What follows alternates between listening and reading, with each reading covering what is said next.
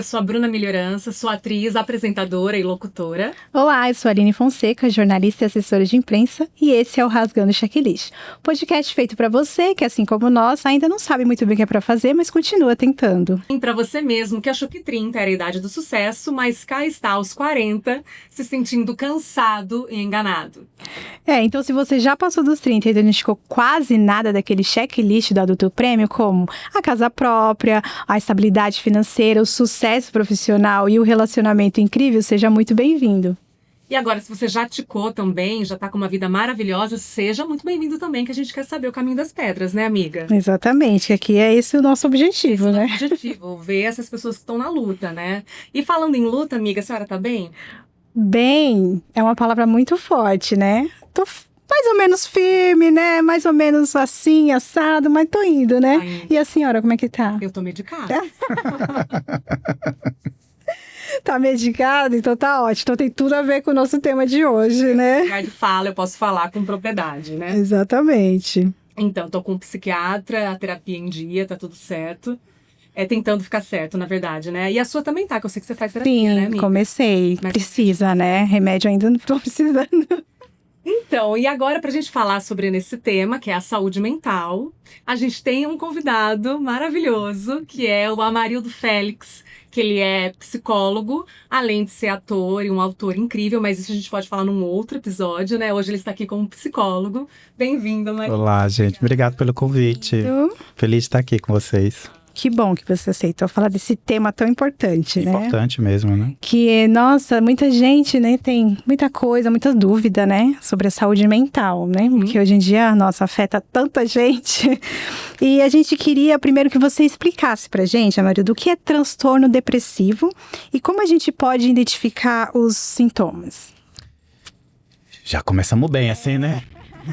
Vai começar Então, na porta. O transtorno depressivo, ou como a gente conhece, né, de forma mais comum, a depressão, né, ela hoje é considerada, a OMS considera hoje o transtorno do século, né?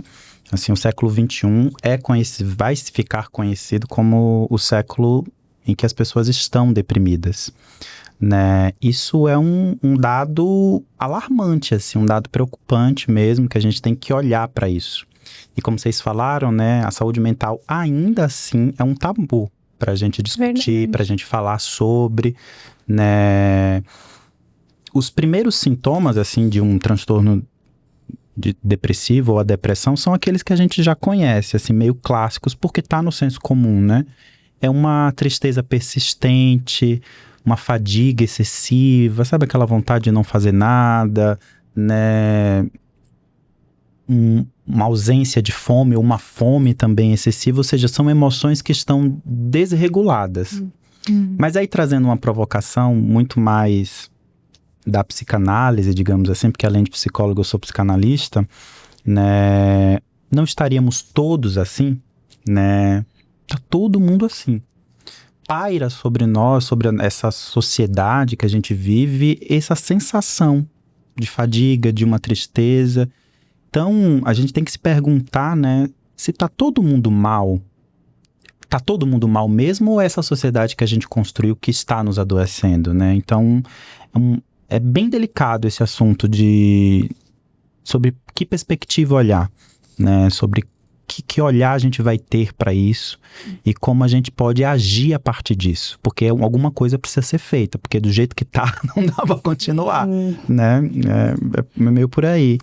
Isso que você falou agora, né, como que a sociedade anda assim, né, paira, eu gostei dessa imagem, né, paira, né, sobre o ar aí, né, as pessoas estão, então fica mais difícil ainda saber se você tá deprimido, porque se todo mundo tá, se você tem um sentimento que tá todo mundo cansado, tá todo mundo esgotado, tá todo mundo se sentindo triste, insatisfeito, aí fica mais difícil ainda se perceber, não fica? Fica, mas também tem um lugar, né, que a gente tem que observar, que é uma característica nossa, né? Qual é a resposta que a gente tem dado de forma imediata a isso, enquanto sociedade mesmo? A gente tem buscado prazeres imediatos, né? Esse que se fala comumente também, aí esse vício da dopamina, ficar trolando nas redes sociais, ficar buscando, enfim, prazeres excessivos, instantâneos. Isso gera também em nós uma certa resistência a alguns tipos de sentimento ou de sensações, como a tristeza. Né? A gente tem uma visão muito romântica do que é a felicidade, muito romântica e muito capitalista do que é a felicidade, que seria algo alcançável, é o pote de ouro no final do arco-íris, e quando a gente chega lá, a gente vai ser felizes para sempre, né? Tanto que nas histórias infantis, quando chega o felizes para sempre, a história acaba. Ninguém conta como vem depois, né? Porque essa sensação, a felicidade é um sentimento, e sentimentos são passageiros. Sim. A gente tem que aprender a lidar com a felicidade momentânea e com a tristeza momentânea também. Acontece que a gente tá cada vez menos resistente a esses tipos de sentimentos que poderíamos dizer mais dolorosos, assim. A gente tem suportado menos a tristeza, dias tristes, dias cansativos, e a falta de suportar isso acaba gerando pessoas deprimidas mesmo, né? Ficar triste é bom. Permanecer triste, não. Né? São coisas diferentes, assim. Então é difícil reconhecer mesmo, porque o que acontece hoje, enfim, dando um paralelo com a psiquiatria e tal, é que está existindo realmente uma excessivos diagnósticos, né? Assim, eu tinha um professor na faculdade de psicopatologia, quando a gente estava estudando. Ele fazia um jogo meio perverso e interessante, assim. Ele pegava o DSM. O DSM é o livro de transtornos psiquiátricos. A cada 5 anos, assim, psiquiatras do mundo inteiro se reúnem e atualizam esse livro chamado DSM, que são sobre os transtornos mentais. É um calhamaço, assim, desse tamanho. Imagina o tamanho. Cada ano. E aí cada ano aumenta mais. Historicamente, o DSM, ele bebe inicialmente da psicanálise, que a psiquiatria inicialmente vai beber muito da psicanálise, e aí com o passar do tempo e com a força da indústria farmacêutica, ela vai se afastando, isso vai se afastando, e cada vez mais a psiquiatria vai criando doenças, né? E aí ele fazia essa brincadeira, que era, ele dava o DSM pra gente folhear, e ele falava assim: encontrem aí o transtorno de vocês. Com meia horinha de folheando o DSM, você saía com 3 transtornos dali. Porque é isso, né? Eu ia sair com muito mais. Todos nós. Esse aqui eu me Eu lembro eu tenho que isso tinha, aqui, hein? eu lembro Igual a revistinha. rasgando o check. Não, rasgando o checklist mesmo. Você vai rasgando o checklist Aqui, mesmo. eu tenho. Então a gente precisa também criar, educar a nossa subjetividade para suportar momentos que não vão ser tão legais, né? Momentos que não vão ser tão satisfatórios, né? Para a gente não deprimir. Sim. Né? E com isso, gente, eu não estou dizendo que a depressão não existe, não é isso, né? Ela é como eu comecei dizendo, que ela é a doença do século XXI. Sim. Mas as pessoas estão se deprimindo cada vez mais facilmente, por também ter um lugar de uma ausência de trabalhar as subjetividades, né? Os desamparos, né? Sim. Ser humano é ser desamparado em alguma medida. E aí, como é que a gente sustenta isso? Né? É um mistério. É um mistério. Eu achei interessante isso que ele falou, né? De você pode se sentir triste, deve, né? O interessante é observar se você está permanecendo. Exatamente. Esse estado, né? Porque tem uma coisa, né? De você tá triste. Não, levanta daí, menina. Vamos. Não tá triste, não. E não sei o que tem. Parece que é um pecado, né? Pecado ser triste, né? Você ficar triste. E não. Não, eu tô triste, hoje eu quero ficar deitado em posição fetal, chorando. E se amanhã eu também tiver com vontade, mas depois de amanhã, sim, eu quero olhar pra frente, né? Vou continuar a vida, não posso permanecer nesse estado. Mas é o que você falou, né? Viver esse estado, se você tá triste, não mascarar esse estado, isso é bom, né? Exatamente. É isso que eu tô falando. Assim, a gente tem situações que nos atravessam que, assim, tudo bem ficar triste, né? Tudo bem E tem uma coisa também que tem se falado muito, eu tenho observado, isso aparece muito na clínica, com os meus pacientes, que determinados pacientes estão vivendo uma situação que pode ser muito interessante. E aí, automaticamente, eles falam assim, mas eu não vou criar expectativas para não sofrer, né? E aí eu falo assim, crie expectativas, né? Deposite todas as suas fichas aí. Se der certo, maravilhoso. Se der errado, também, assim, faz parte, né? Porque senão a gente vai se embotando, vai ficando apático. E a apatia é um dos principais sintomas da depressão, né? A gente vai ficando, assim, robotizado, né? E eu costumo dizer que a alegria é um ato de resistência. Somente nesse mundo que a gente vive, né? Porque, paradoxalmente, o ser deprimido é aquele que produz. Olha. Né? É aquele que tá ali, apático, fala assim, a vida é isso mesmo, então eu vou continuar aqui nesse emprego que eu não gosto, nesse casamento que não faz muito sentido, nisso aqui, porque é assim mesmo, a vida é assim, percebe? E ele tá produzindo, cumprindo com o ritual que é esperado. Uhum. A felicidade, embora também seja um sentimento passageiro, quando ela chega, quando ela se instaura, ela é revolucionária, né? Ela movimenta, né? Então... A raiva também entra aí? Sim. Sentimentos de um modo geral, né? Que você tá com raiva, você fica indignado e vai pra... Sentimento de um modo geral, mas é isso. Te move, a apatia, que é característica da depressão, ela tira tanto a raiva, ela tira esses sentimentos que movimentam. Ela tira a felicidade, tira a raiva, você fica... Só ali. pairando, né? Planeando, assim, é uma coisa...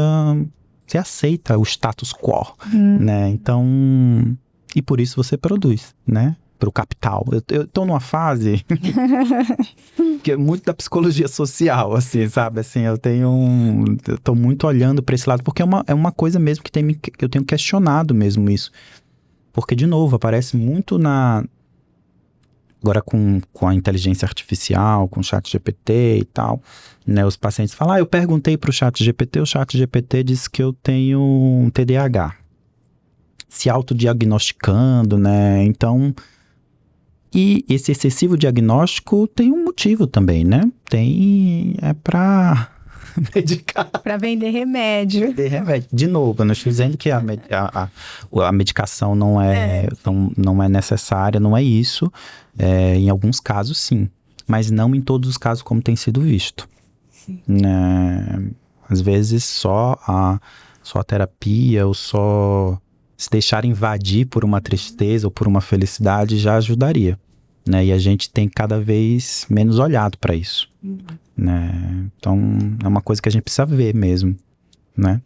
E Amarildo, focando aqui, né, para nossa geração, né, millennial, a gente leu numa matéria da BBC News que nós, né, os millennials, acompanhados da geração Z, que é a geração que segue, né, que veio depois da gente, né, a gente é conhecido como a geração deprimida. Na sua opinião, o que você acha? Quais são os principais motivos para essa geração ser conhecida assim, como a geração deprimida? É um reconhecimento forte esse, né? A geração deprimida, né? Uma das minhas teorias em relação a isso é porque a gente é a geração da transição, né? A gente tá pegando uma transição histórica mesmo. Se você parar para pensar, nós da geração millennial, né, a gente viu nascer a internet. Sim. Né? Nós somos a última geração que não tinha internet. A gente viu esse nascimento, a internet de escada, entrar meia-noite para poder ficar naquela internet que demorava um século para carregar uma foto. A gente viu o boom do analógico. O boom do telefone com fio, telefone. A gente viu esse boom da tecnologia e em algum momento, aliado a isso, nos foi prometido, ao contrário da geração anterior, que nós conquistaríamos os nossos sonhos. Crescemos com uma loira na televisão dizendo tudo que eu quiser, o cara lá de cima vai me dar. Então... Estamos esperando. Então, Acho que me cabe. e ao mesmo tempo, a gente não...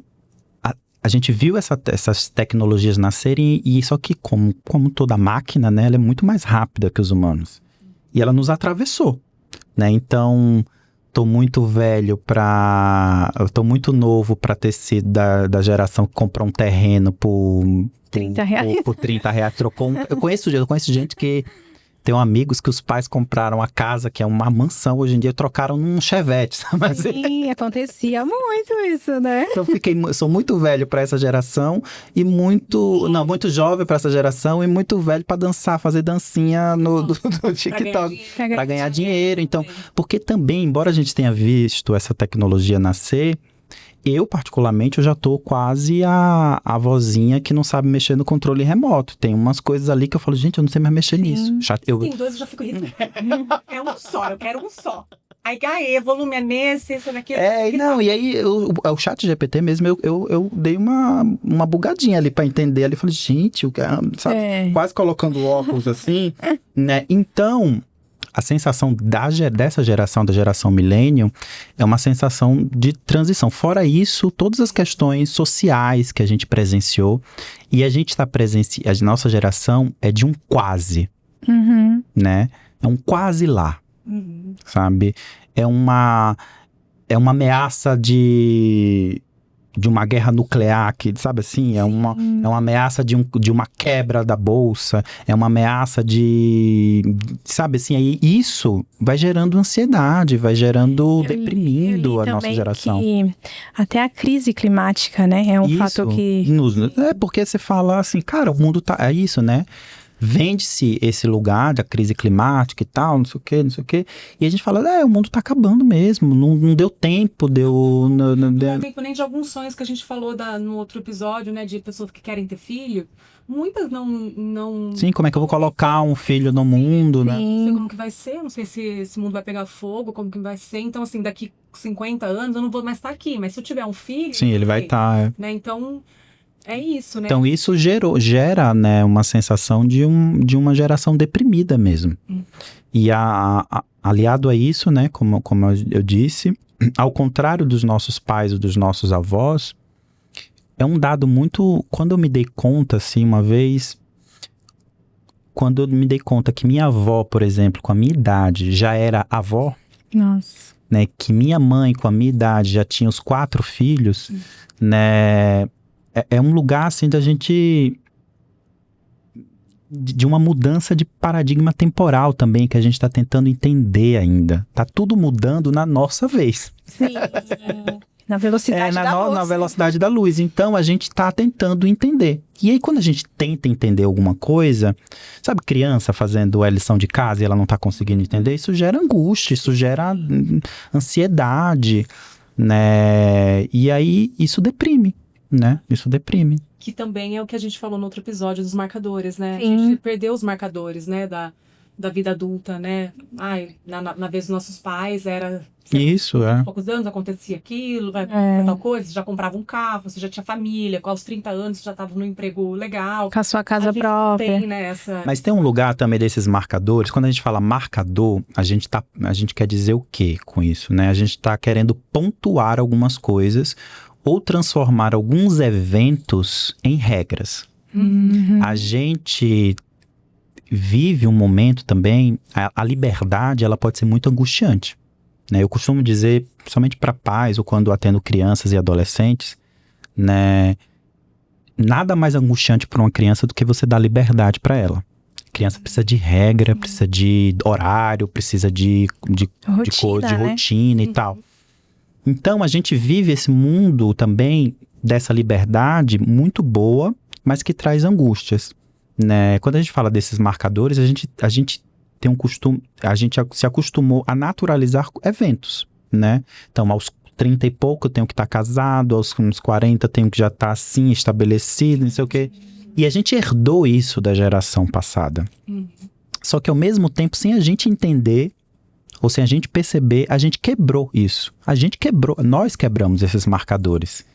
E ao quebrar, a gente falou, e agora? Como é que fica? E agora? Aos 35 anos, não tô com a casa própria. Aos 35 anos, não casei. Aos 35 anos, não... O que é pra fazer com essa idade? O que é pra fazer com essa idade, né?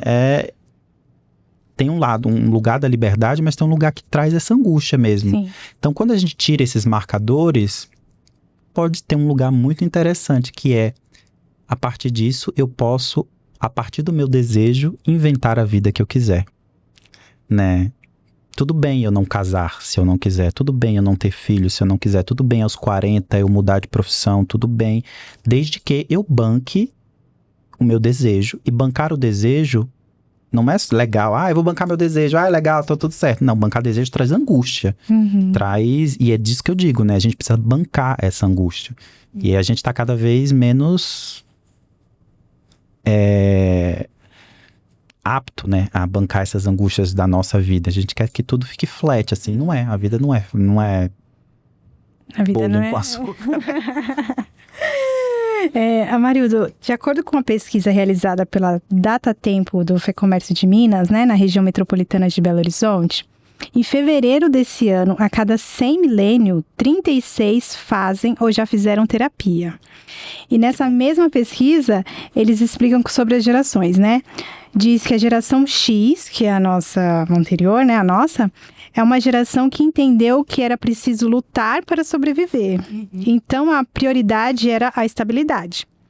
Já a nossa, né, seria o fruto de conflitos de uma geração que não tratou. A geração Z nasceu num mundo mais psicologizado e são mais terapeutizados. Isso reflete no seu consultório? Assim, os seus pacientes estão em torno de qual idade? Maioria? A maioria são milênios, assim mesmo. Olha só, tudo bem que eu pesquiso. A maioria são milênios. Eu atendo alguns adolescentes, né? Eu amo atender adolescentes. Olha. Amo atender, porque é justamente essa fase que eles estão nesses questionamentos e tal, nesse turbilhão de hormônios e tal.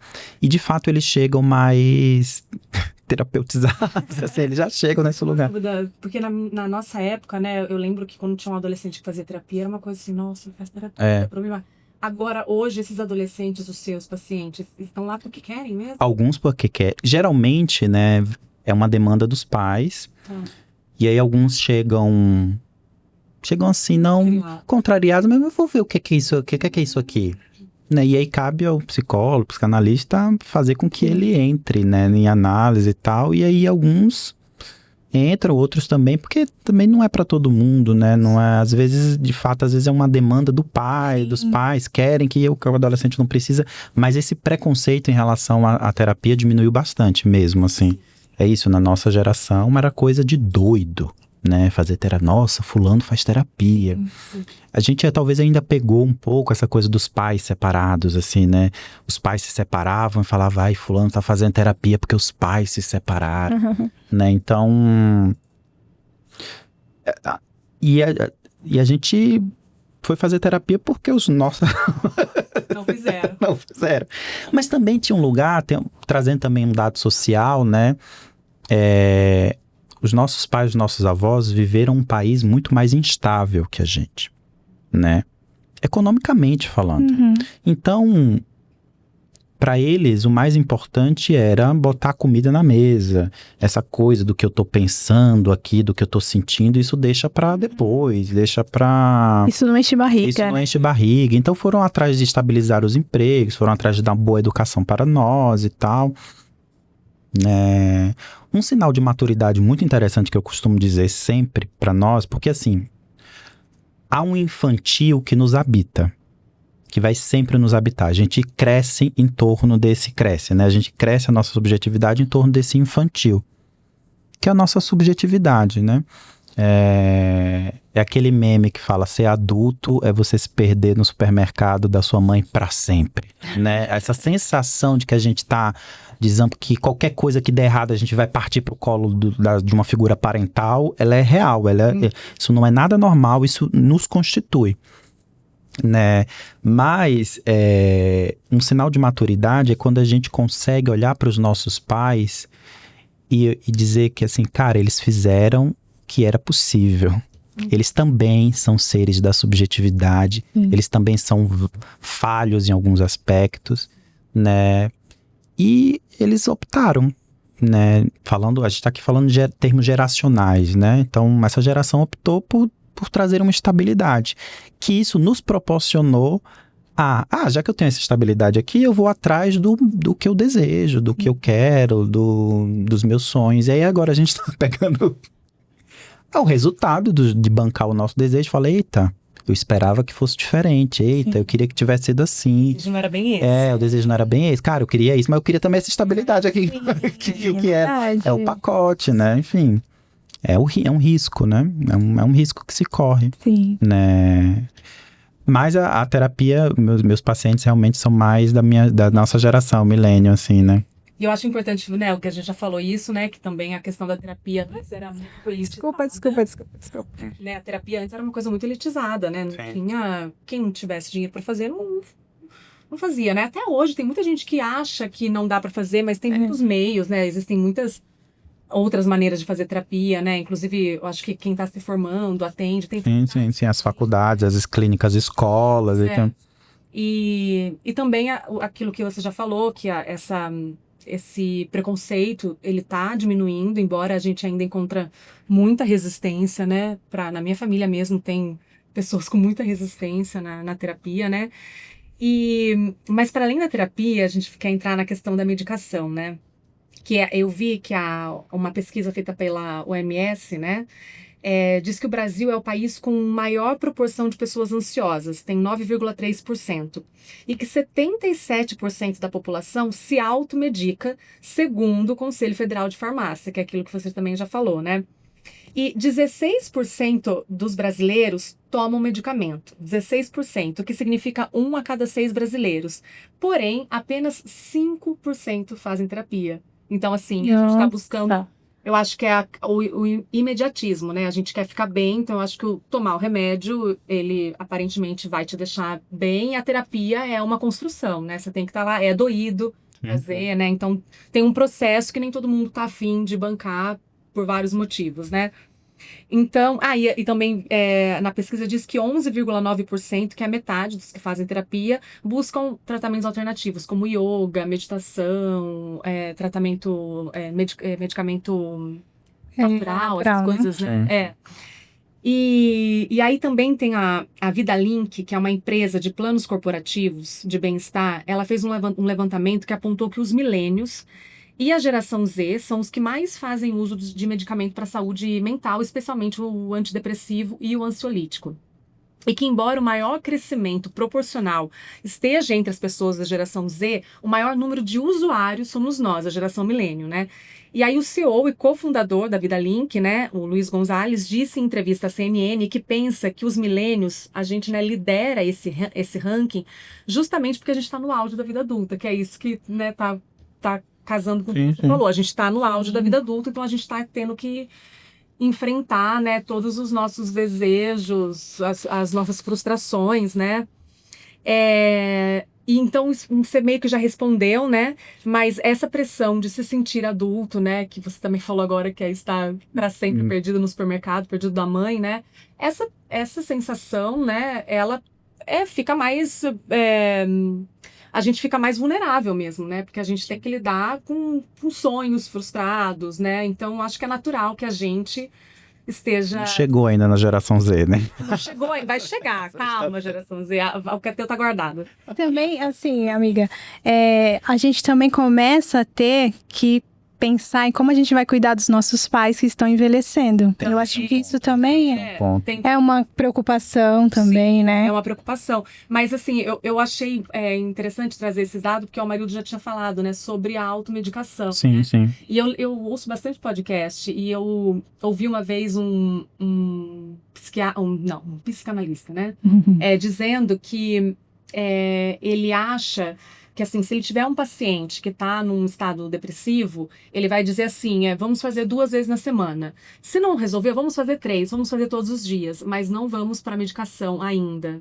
Eu queria saber a sua opinião, assim, sobre não só as pessoas que só tomam medicação e não vão à terapia, Porque tem todo um combo, né? Porque existe também o fator... Eu tinha muito preconceito em tomar remédio, né? Hoje eu tomo remédio, mas eu tomei porque foi necessário, faço terapia e tudo mais. Mas também tem esse preconceito, eu não quero entrar nisso. E tem gente que precisa, porque, enfim, o cérebro não tá produzindo, né? O que precisa produzir. Mas também tem essa questão da terapia que é importante, né? Que as pessoas não querem olhar, não querem encarar, né? Então, eu não sei se até quando, né, o remédio você vai ficar para sempre tomando remédio e não vai olhar para aquilo, né? Que tá... Eu gosto de usar uma metáfora não, algo muito concreto, né? Sobre o amor, né? Quando a gente está apaixonado, né? Isso tem pesquisas que falam sobre isso.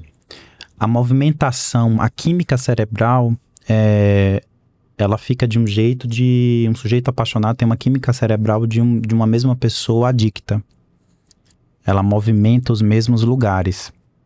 Ou seja, a partir de uma subjetividade, a partir de alguém que foi atravessado por uma subjetividade da paixão, mudou a química do cérebro. E aí é esse enigma, né? O que é que vem primeiro, o ovo ou a galinha? Né? O sujeito está deprimido por um desarranjo químico ou o desarranjo químico foi causado por uma frustração da subjetividade ali. Então, existem casos e casos. O Freud, o Freud era um gênio, né? Enfim, lá em 1900 e bolinha, ele escreveu um texto chamado Psicanálise e Psiquiatria. Que lá ele já dizia, a psicanálise estava nascendo ainda. Ele dizia, olha, essa ciência que eu inventei aqui, mais pra frente vai dar um BOzinho aí com a psiquiatria, porque a psiquiatria não vai gostar disso que eu tô dizendo e alguns dos psicanalistas vão tentar desmerecer a psiquiatria. O que eu tô deixando escrito aqui, galera, pros anos seguintes é que a gente precisa caminhar junto, né? Esse dado que você trouxe, né, dessa automedicação e de só 5% que fazem terapia, é um dado, assim, real mesmo, dessa impaciência que a gente vive, né? Concordo com esse exemplo que você deu do psicanalista que fala, vamos aumentar o número de sessões por dia e tal, mas se não der, a medicação e tem que estar no horizonte como uma opção. Acontece que a medicação, ela tem aparecido como primeira opção. Que volta lá no Que volta no início lá, aparece como primeira opção. Recentemente, numa novela, apareceu isso, porque na novela da Sete, Dona de Minha, viralizou até essa cena de uma personagem que tem um transtorno de bipolaridade e ela vai se consultar com um psiquiatra, e aí o psiquiatra receita a medicação e receita um processo de terapia. A cena foi muito bem escrita porque uma das colaboradoras é psicóloga e psicanalista, então ela escreveu nesse lugar de fala muito interessante. E aí ela fala assim, mas você tá me receitando remédio, então pra que eu vou fazer terapia? E aí o psiquiatra, de uma forma muito sensível, porque, assim, essa psiquiatria mais contemporânea, ela é muito sensível. Assim, os psiquiatras mais jovens e tal, estão entendendo, entendem que precisa haver esse trabalho conjunto. Ele fala assim, aí o psiquiatra fala, né? Ele fala assim, sim, estou passando a medicação, mas o comprimido não vai te ouvir. Né? O que nos torna humanos é a nossa capacidade de ouvir e ser ouvido. Né? E isso é que traz os maiores males para a sociedade. A gente deprime quando a gente tem a sensação de não estar sendo visto ou ouvido. E a gente vive cada vez mais isso. As pessoas não querem... não querem ouvir. Então, que bom que esse psicanalista fala, vamos para 2 vezes na semana, vamos para 3 vezes na semana, vamos para... Que é outro dado que você trouxe, né? Dessa coisa da terapia como algo elitista. Ainda é muito elitista. Sim. Mas existem opções. É isso, quando se há o desejo, né? Se arranja um jeito de fazer, né? Eu sou dos memes, tá, gente? Eu tenho uma coisa que eu digo assim, os memes são as únicas... É uma das únicas instituições que funciona no país. Eu vi um meme essa semana, um vídeo engraçado de uma blogueira falando assim, ela dando o exemplo do assalto do Louvre, né? Que teve que 5 pessoas colocaram um guindaste e roubaram um monte de arma. Ela fala, né? Que é da geração Millennium, é uma blogueira da geração Millennium, da nossa idade, assim. E ela conta todo o absurdo que foi esse roubo, né? Aí ela fala assim, mas eu tô falando disso, eu não tô falando do roubo. Sabe o que é que essa história conta? Quer dizer, aí ela dá uma pausa assim, meio da comédia, ela fala, quem quer faz. Se o caba, ela é nordestina, se o caba botou um guindaste na frente do maior museu do mundo pra roubar obra de arte, é porque ele queria fazer. E vocês se contentando com foguinho no direto. Qual é a desculpa? Então, se você for atrás, assim, tem meios. Sim. Eu costumo dizer, quando eu recebo... Enfim, gente, tem um recorte também de classe e tal, né? Mas o dinheiro não é problema para fazer terapia. Não é problema. Mesmo porque a corrente que eu trabalho, sou psicanalista, né? Eu trabalho com coisas, com valores... O dinheiro na análise, ele precisa ser um motor para que a análise aconteça, para além do trabalho do psicanalista, que é o trabalho dele. Sim. Então, o que é caro para você pode ser muito barato para você. Né, o que é barato para você pode ser muito caro para você. Então, falando da análise, né? Então, meios existem, né? Isso, se você procura um psicanalista que vai por esse lugar, né? E aí existem as clínicas escolas, existem os CAPs, existem muitas opções. Mas ainda assim, né? As pessoas ainda têm um certo preconceito em começar a terapia e tal. E aí vem a medicação, né? Olha, toma esse comprimido aqui que você vai se sentir melhor. E a pessoa se sente melhor, porque tá um desarranjo químico ali. Mas ela não sabe o que causou aquilo. Tem algum motivo que ela precisa investigar. E isso é a terapia, isso é a análise que vai proporcionar. E é um processo doloroso, é um processo que leva um tempo, é um processo que eu diria que é anticapitalista, né? Porque quando chega um paciente, uma analisando no meu consultório, eu falo assim, olha, eu não posso te prometer nada. A única coisa que eu vou fazer aqui é te ouvir. Obviamente tem técnicas, né? Para essa audição, né? Mas leva um tempo, né? Sim. Leva um tempo. Sim. Né? Isso que você falou do motor, né? Do dinheiro ser um motor, é no sentido de... É aquilo que você está investindo. Exatamente. Aquele famoso, você só dá valor quando você paga, né? Quando você... Uma coisa de graça. Eu sempre costumo... exatamente. Nisso. Eu sempre costumo dizer, dou um exemplo de show, assim, de um evento. Se você ganha um convite para ir para um evento para um cantor que você gosta, um cantor que está vindo para o Brasil, você ligou na rádio, ganhou uma promoção, 2 pares de ingresso. Eu vou assistir o cantor que tá vindo, que é meu sonho ver ele pessoalmente. Chega no dia, você tá com uma gripezinha, você tá meio assim disposto, você não vai, porque você ganhou o ingresso.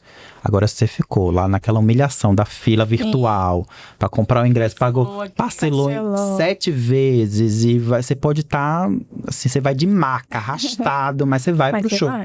Então tem esse comprometimento. Tem um exemplo que eu costumo dar também, muito, muito rapidinho, assim. O Lacan, ele que é um psicanalista francês, que é considerado um psicanalista que continua de forma acertada o trabalho do Freud. Ele que fala sobre essa questão do preço, do dinheiro como motor e tal. Ele tem um documentário de alguns pacientes dele. E aí tem um que fala, quase uma lenda, assim, né?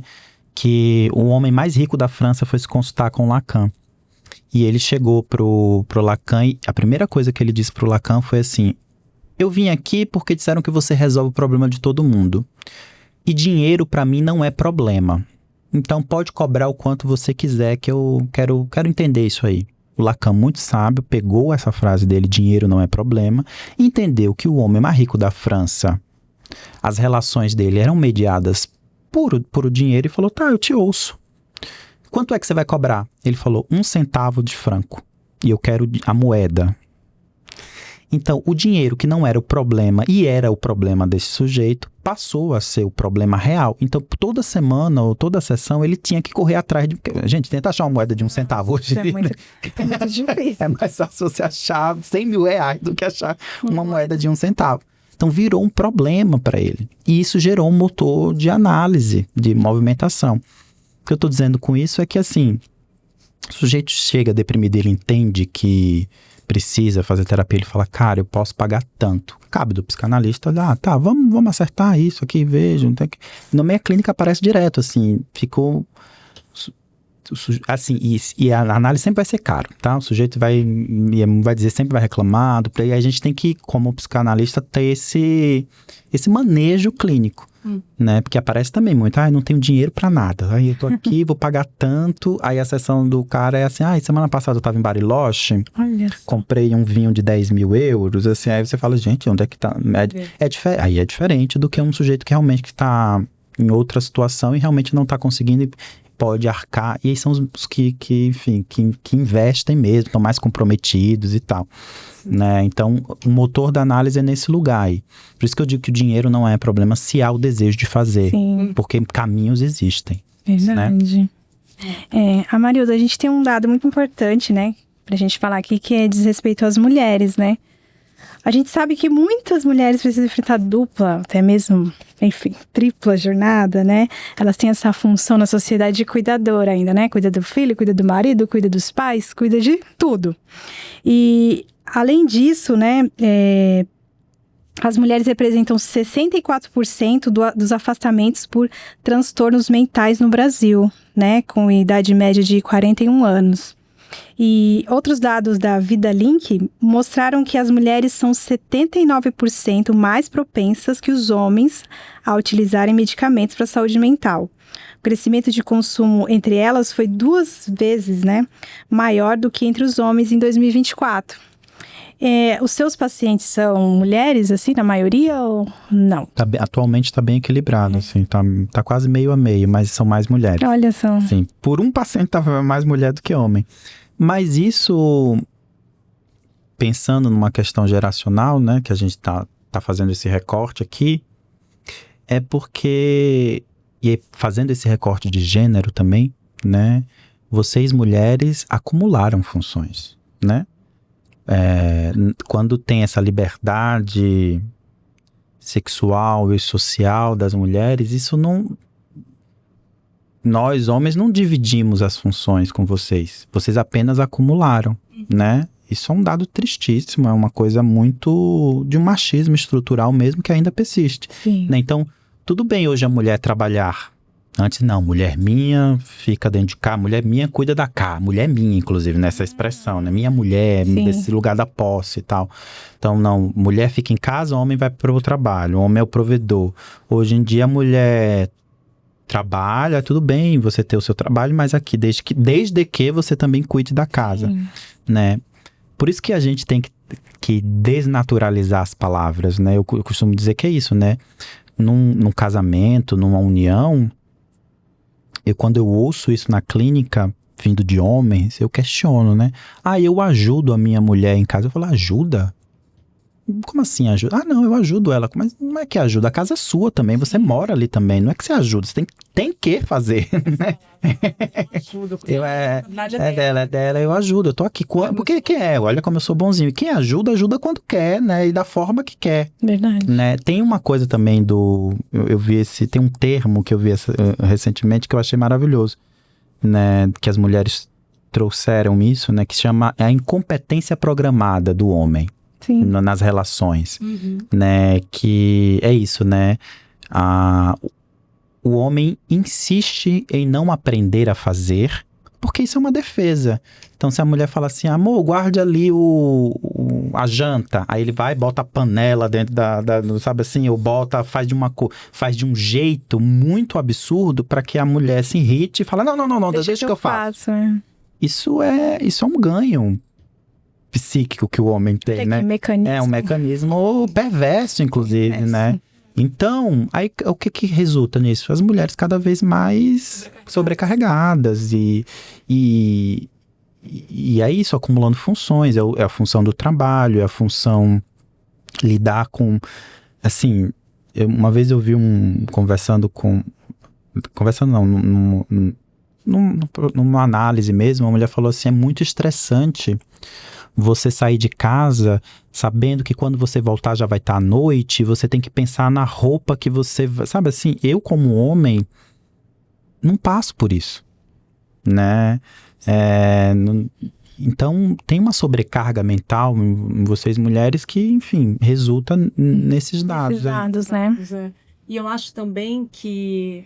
Primeiro, falando sobre os homens, eu também li, né? Li esses dias atrás e ainda confessei isso na terapia essa semana, inclusive, que eu li que os homens, eles não é que eles não sabem fazer, é exatamente o que você falou, eles são uma raça muito articulada. Muito articulada. Que assim, não é que eles não sabem, alguém vai fazer por eles. Então, por que eu vou aprender? Homem não acha nada. Por que homem não acha nada? Porque tem alguém que acha, Porque né? tem alguém que acha. Né? Então, assim, porque você tá com problema de visão, vai ao médico, né? Então, assim, eu não vou achar, não encontrei, porque a mulher vai lá. Então, assim, eles são organizados. Isso, né? Exatamente. Isso resulta em quê? Resulta em cada vez meninas que precisam... menina é bom porque menina amadurece mais cedo. Isso é uma violência, gente. Isso é uma violência muito grande. Menina é assim mesmo. Não, é porque socialmente a gente criou mecanismos para que, de forma violenta, uma menina precise amadurecer mais cedo e o homem fique beirando aos 40, sendo chamado do menino Ney. O menino Ney, né? O menino Ney, é um menino ainda.